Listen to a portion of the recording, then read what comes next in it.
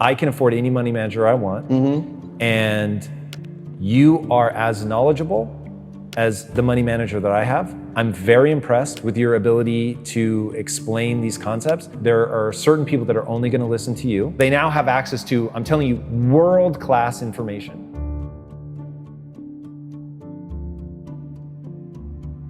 Wealthy people do three things, man. They stop trading time for money. They make their money work for them. And they give as much value to people as they can. And so I learned that as I got older. That part really didn't make sense to me at the time, but the money working for you part, and I was like, how do you make your money work for you? Again, all I know is how to go get money. So he says, wealthy people, first they get into stocks, then they start a business, and then they get real estate. I took my time, I researched the Warren Buffetts and the Peter Lynch's, and I'm not gonna lie, in the beginning, that shit was like Chinese to me. Right? This is a foreign language. And so what happened to me was it started reminding me of being in the streets. Everything about it. And I heard this term one time that said, the real gangsters are on Wall Street. Once you know how something works, then you can get good at it. But if you, and I really think the vast majority of humanity, and I don't care what class you're in, the vast majority of humanity does not understand how the world works. Therefore, they are at the mercy of the world, and the people that figure out how it works can change things. You know, you have to understand how things work. And like, yeah, that is to me what is so powerful about you. You understand a game that a lot of people that are disenfranchised understand, the streets. And you're saying, motherfuckers, this is just physics. Let me show you the correlate over here. It's all the same shit. It's the same.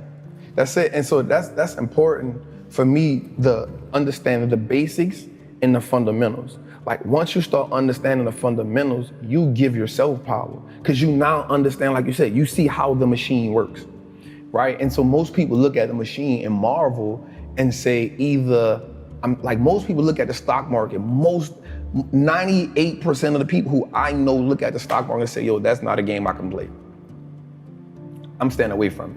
And so the way it's set up is, the world is set up, well, listen, cool, I don't even want you to play it. Just give me your money, I'll play it for you.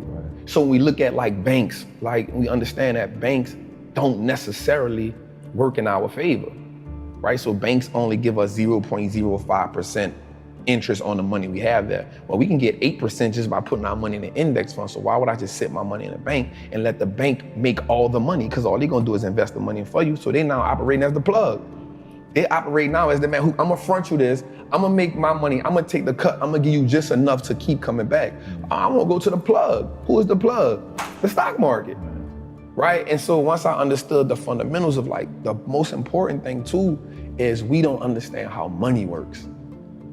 That's a whole different language in its own. The relationship with money in my community is you make money just enough to pay bills. And so once you get tired of paying bills, you say, you know what? I need to treat myself to something, right? No matter if I gotta go in debt, no matter if I need to treat myself to something to take this misery away. So you treat yourself to something that you can't afford at the time, right? But it makes you feel good in the moment. And so because it makes you feel good, you say, you know what? I'm living. This is a reprieve from everyday struggle. Let me get back on the hamster wheel. And so the sacrifice now becomes hard because now you're saying, I gotta work, and never get that reprieve. I'm not willing to do that, right? And so that's the mindset comes in and say, everybody around me had the same problem. No one represented the solution. So if I don't change something, I'm only gonna end up like everybody else I know. Somebody has the solution somewhere. There's too many people out here living the life of their dreams that I'm watching. They know something I don't know. And the only thing that they had was access to a different type of information. So once I went and got the information, I now wanted to sing from the mountaintop, like, yo, look at this dope thing I found. Everybody can be a part of it. And then when I showed it to people, they was like, that ain't it, bro. I'm not about to do that. And so I realized how powerful it was for me to, one, become economically like powerful in my mind. Because the thing about investing, especially in stocks, is that piece of ownership of everything that I use now makes me say, well, if I own that Apple, God, I don't care about buying an Apple phone. If I'm gonna wear Levi's and I'm gonna wear Timberlands, if I can own VFC Corp, then I own the stuff that I'm buying. I'm okay with that. Like that subtle shift in my mindset changed everything for me. Because now I was after just owning everything that I consumed. In the beginning, that was my introduction to the game. Let me just own everything I consume and then I'll feel okay.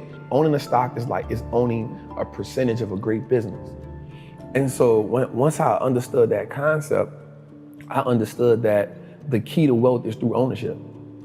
Like that was one of the things that made it click, because I studied the wealthy people. The key to building wealth is not how much you can work. You can't work your way to wealth. You got to invest your way there. And all wealthy people, black, white, Asian, Chinese, they own a whole bunch of shit.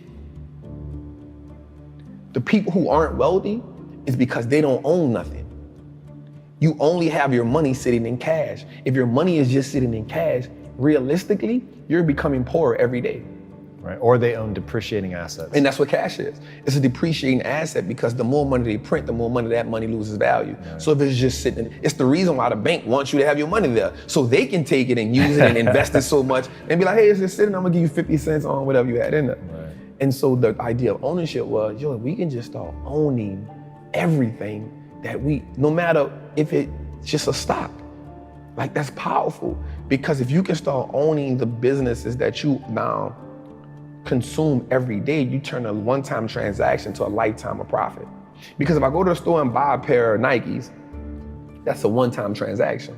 In order for me to get something from them again, I gotta come back and buy another pair of Nikes. But if I own the Nike stock, long as I own it, it's a profitable vehicle for me. So that one-time transaction can become a lifetime of profit if I own that business. And another great thing about the stock market is it makes me pay attention to the world. And so now I understand what's going on in the world. I started learning business cycles, market cycles. You know what I'm saying? Like, because now I can understand, yo, this is okay. Things are going out of business. Okay, we're in this cycle. Okay, people are hiring. Okay, we're in expansion cycle. And so now I took an economic class on my own without just understanding the world. And so you start understanding when something is happening in China. Okay, something happening in China, so I own Apple. Apple has 20% of their revenue in China. Okay, they might take a little hit right now. What do you say to people that don't think they have enough money to invest? So the important thing for me to tell them is start where you are. You build a mansion, you build an empire, you build it brick by brick. Like you start with $25. If you can do $25 a month, that's cool. If you can do $25 a week, that's cool. Because what happens is, once you start understanding the power of how your money works, you'll start saying, yo, I don't need to do that because that's taken away from this. That 25 will now become $50. Guaranteed. That 50 will now become 100 because you're gonna start doing more with less. The person who works out and sees that they drop 10 pounds in 2 weeks says, you know what, I'm gonna go a little harder because I know if I can drop 10, I can drop 20, right? I know if I see one muscle shape up, I know it's possible. The word possible is so powerful. Possible changes the game. Instead of it being impossible, we now say I am possible or I'm possible. That changes the dynamic. So the first mindset is saying, invest in your first stock. It don't have to be a winner. It doesn't have to be a home run. It can be an AT&T stock that costs $26 right now. It may not be the best investment in the world, but you started, right? And the great thing about anything is you can't be great if you never go to practice. You can't hit 81 if you never get in the gym.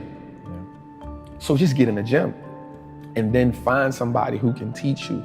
Be dedicated to understand the process. Warren Buffett said he reads 500 pages a day. We have to understand the power in learning and being educated, man.